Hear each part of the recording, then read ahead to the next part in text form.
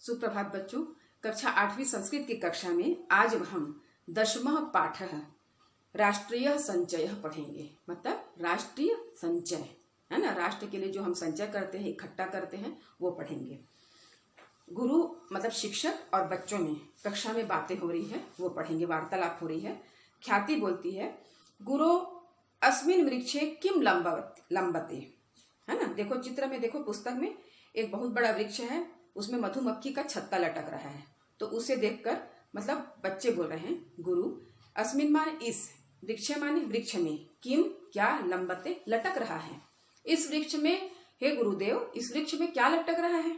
तो शिक्षक बोलते हैं, ख्याति किम त्वम एतम न जानासी अयम मधुकोशः। ख्याति किम क्या, त्वम तुम, एतम इतना, न जानासी नहीं जानती हो। ख्याति क्या तुम इतना नहीं जानती हो, अयम मधुकोशः, अयम यह मधुकोश मधुमक्खी का छत्ता है।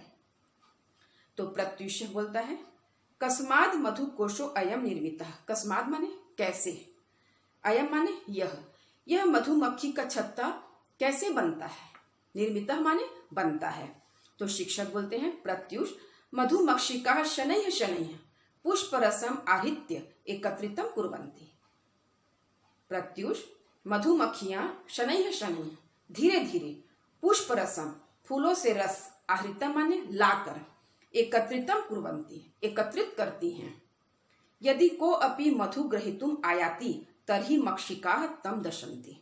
यदि को अपि, यदि कोई भी, मधु ग्रहीतुम, मधु माने शहद, शहद लेने के लिए, आयाति आता है, यदि कोई भी शहद लेने के लिए आता है, तर्हि मक्षिकाः तो मक्खियां, तम उसे, दशंती डसती है ना, काट देती हैं। देखा होगा आप लोगों ने भी, है ना, मधुमक्खी रहता है, एक मक्खी निकल जाए, काटे तो पूरा बहुत फूल जाता है, बहुत ही दर्द करता है। तो लोग क्या करते हैं, अगर कोई भी मधुमक्खी छत्ते को छेड़ने का प्रयास करते हैं तो मधुमक्खियां उन्हें काट देती हैं। तो उसी को बता रहे हैं ना शिक्षक।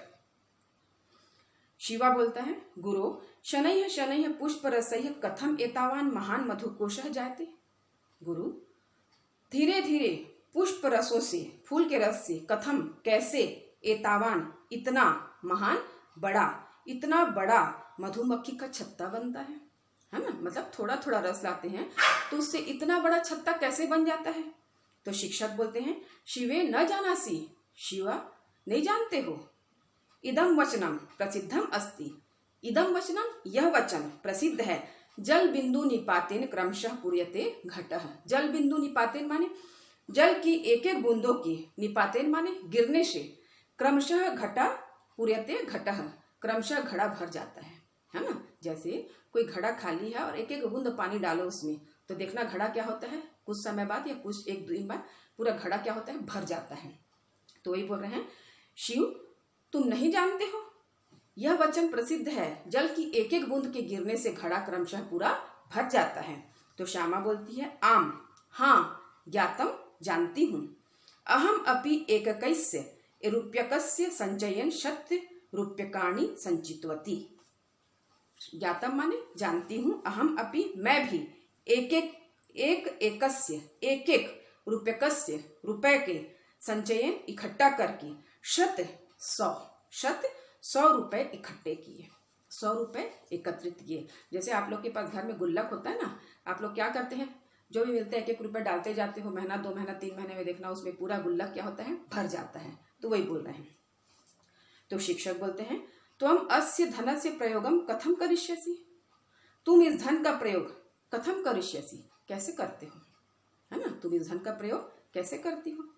तो श्यामा बोलती, गुरु अहम भूचालेन पीड़ित जनानाम सेवार्थ इदम धनम समर्पिष्यामि। गुरुदेव अहम मैं, भूचालेन माने भूकंप से, पीड़ित जनानाम पीड़ित लोगों की, सेवार्थ सेवा के लिए, इदम धनम यह धन, समर्पित्यामि माने देती हूँ, मैं भूकंप से पीड़ित लोगों के लिए, लोगों की सेवा करने के लिए यह धन देती हूँ। तो शिक्षक बोलते हैं, बाढ़म बढ़िया, त्वम द्वे कार्य साधु अकरो। तुम 2 कार्य, साधु माने बढ़िया करती हो, बढ़िया, अकरो माने करती हो, तुम 2 कार्य बढ़िया करती हो। प्रथमम स्व व्यय अर्थ प्राप्तस्य धनस्य संचयः। पहला स्व व्यय माने अपने खर्च अर्थ माने के लिए, अपने खर्च के लिए प्राप्त धन का संचय, है ना। मतलब तुमको जो धन प्राप्त हुआ है, जो जेब खर्च के लिए दिए हैं, उसको तुम इकट्ठा करती हो।